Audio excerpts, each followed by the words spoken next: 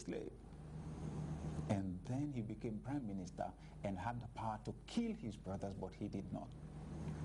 You know, I see that capacity to forgive must have been one of the reasons why providence or heaven allowed him to enjoy the promotion.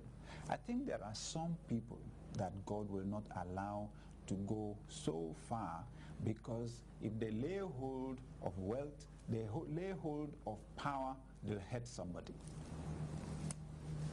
The reason why they want to succeed, the reason why they want to have power, the reason why they want to rise to the top is to prove something to someone. See? It takes maturity to forgive. Small people can't let go of little hurts. You and I need to expand our capacity. Just think about it. Who do you have a grudge against at this particular point in time? Let them go. If they slap you on one cheek, turn the left one. It's simply telling the other person, I am not coming down to your level. I'm not coming down to the level where I'll hit another human being physically. I'm gaining a higher moral authority over you. Now it will take a big fool, a compound fool, to slap you the second time. Okay? He said, if someone says he wants your shirt, take your coat off, give him. What are you telling the person? I have a bigger capacity than you are even demanding for. You know, it's remarkable. It's only small people that don't let go. And they are not letting go is the reason why they remain small. They are not letting go is the reason why they remain small. If you are going to develop the capacity to have vision, learn to write off the debts. Learn to let go. There are people you need to let go now. And you will realize that what you have forgiven them about becomes the least level at which you will ever operate. You will rise higher. The circumstances of your life will show it. You will get bigger opportunities just by letting go of that past hurt you may have experienced.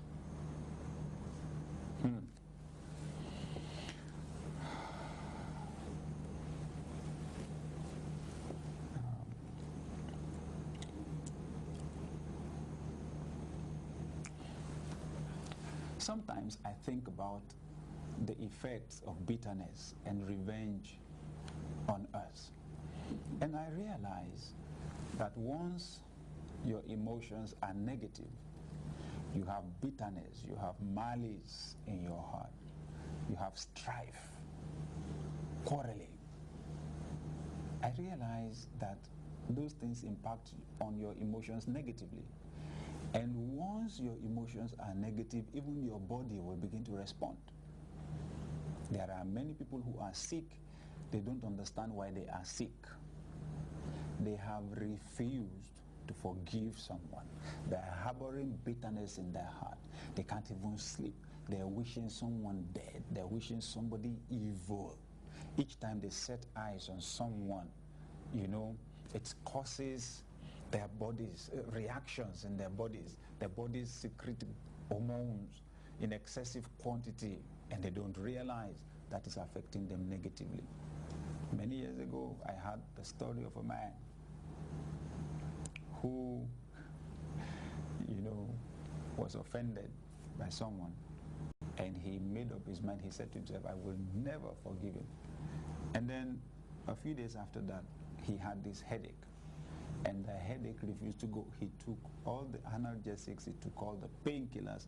His headache refused to go, until someone asked him, a mature person, is there something on your mind? Is there something that's bothering you? You know, what is it? When he told the story, then the person told him, you know what? It's your bitterness, your unforgiveness that is giving you this headache. Forgive the person. And when he did, he was surprised that the headache left. So, unforgiveness impacts even on our physical health. One of the major definitions of wealth is peace of mind. You know, those who really understand what wealth is know that it is only a small fraction of wealth that is material. The major part of it is intangible. Peace of mind is one of those things that you cannot buy with money.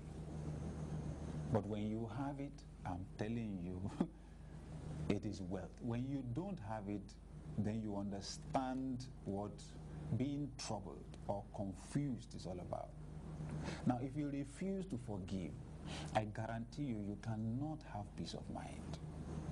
The instant you forgive those who have hurt you, you will be surprised at the freedom that will come to you. You will be surprised at the peace of mind that you will experience. And I'm telling you, it's better to have that peace than to see someone else hurt just because they hurt you before. Revenge may look sweet, but at the end of the day, it's actually bitter. You know, some people say that they want to have sweet revenge. It's not as sweet as it seems. I know some people would be extremely happy to see their enemies destroyed, to see the people who hurt them destroyed. But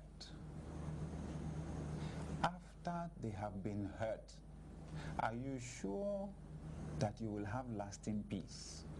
Are you sure that will guarantee your having happiness? I think a quicker route to experiencing peace and happiness is for us to exercise forgiveness. You can never win by trying to even the score with the person who has offended you. It's a battle, it's a race. You will never win. Even after the person opposing you or your rival or your enemy has been destroyed, has been killed, has been hurt, has lost everything, it would not satisfy the yearnings of your heart. The quickest way to it is forgiveness.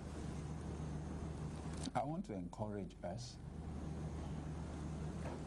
to take time to remember who hurt me before and who am I finding very difficult